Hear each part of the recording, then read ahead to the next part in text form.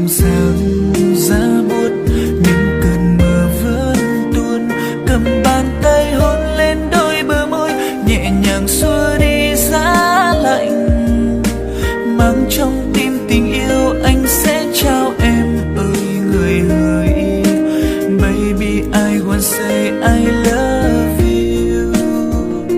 Dành cho em tất cả những điều thật lớn lao, ngọt ngào xin em hãy bình yên và hạnh phúc khi có anh.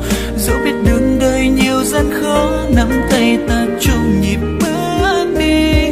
Dù ngày sau ra sao hãy yêu mình nhé.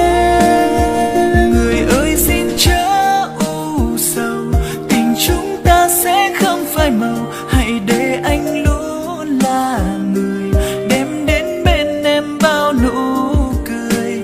Vì khi em vui là lúc anh sẽ không buồn đâu. Em là cuộc đời, là cả thế giới của anh. Và sâu trong trái tim này, ngàn tiếng yêu vẫn luôn dâng đầy, dành trao cho em hỡi người.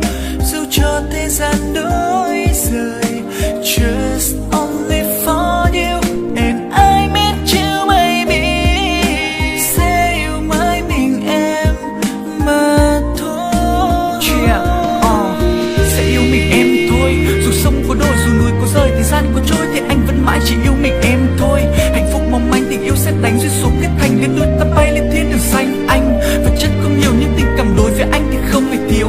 Nói vui về thôi chứ điều mà anh muốn nói trong bài nhạc này chẳng biết liệu em có hiểu. Đơn giản là anh yêu em, đơn giản là anh cần em, đơn giản anh cần một vòng tay ấm xua tan giá lạnh đan xen.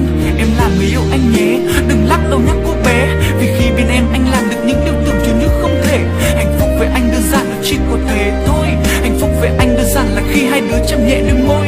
Chỉ cần một rung động nhỏ đã khiến trái tim trở nên bối rối. Chẳng thích làm bạn em ơi, chẳng thích anh trai em gái gì đâu em ơi. Anh chỉ muốn được ở bên chăm sóc chở che cho em để suốt cuộc đời.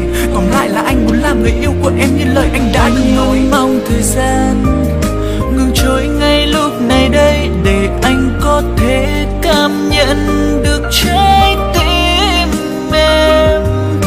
Và anh cầu mong những điều ngọt ngào đến bên em.